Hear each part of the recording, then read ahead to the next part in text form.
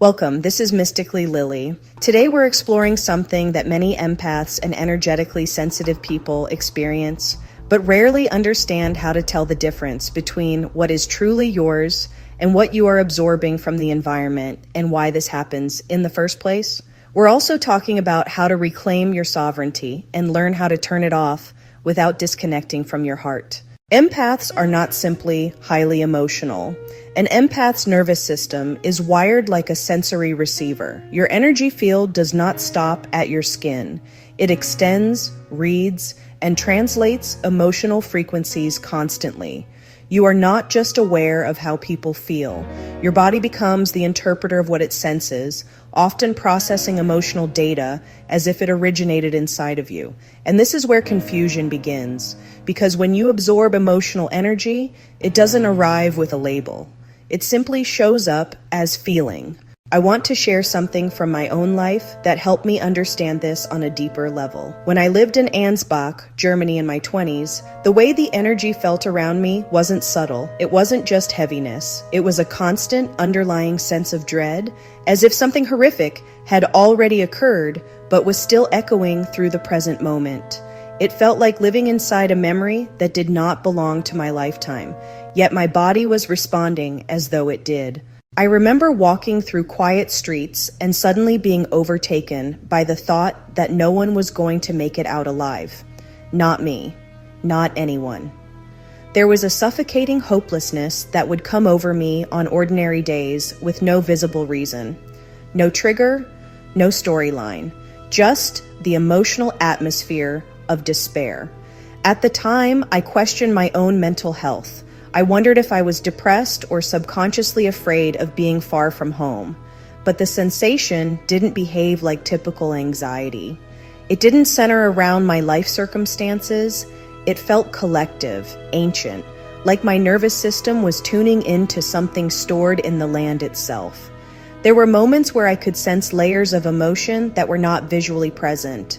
The fear, the panic, the frozen resignation, the emotional imprint of people who had lived through war, persecution, separation, and unbearable loss.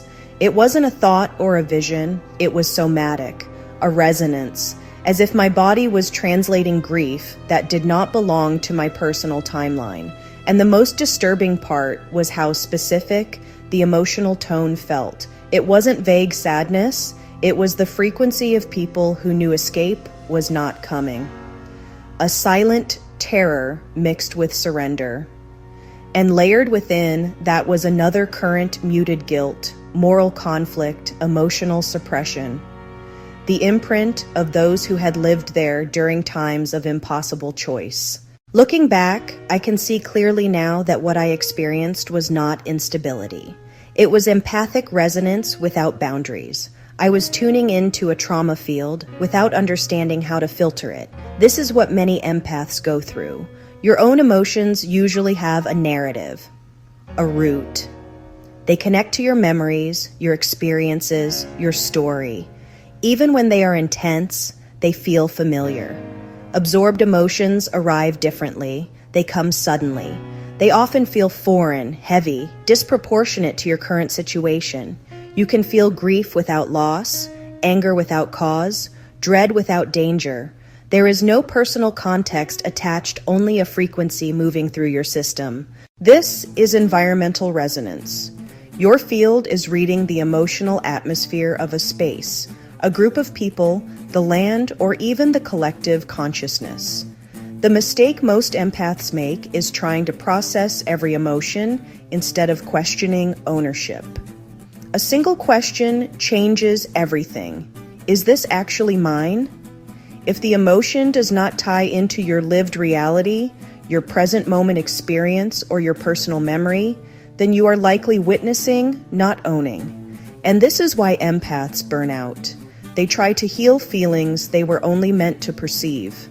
Turning it off does not mean numbing yourself or becoming hardened. It means learning containment without closing your heart. The first step is conscious separation. Visualize your energy field as its own sovereign space, breathable, defined, intact. Empaths often function with no energetic edges. Everything bleeds inward. You are not meant to be an emotional sponge. You are meant to be a finely tuned instrument. The second step is intentional release. When overwhelm arises, place one hand on your heart and one on your solar plexus and quietly affirm, "Return all energy that is not mine." You are not rejecting emotion. You are honoring your nervous system. The third step is discernment. You get to choose when to engage and when to step back.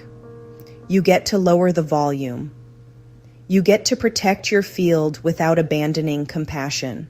There are places in this world, hospitals, historical sites, crowded spaces, emotionally volatile environments, where empaths must remain especially aware. Your sensitivity does not make you responsible for holding everyone's pain. You are here to witness, not carry the weight of the collective. The moment you stop trying to rescue every emotional frequency, something changes. Your intuition clears, your body settles.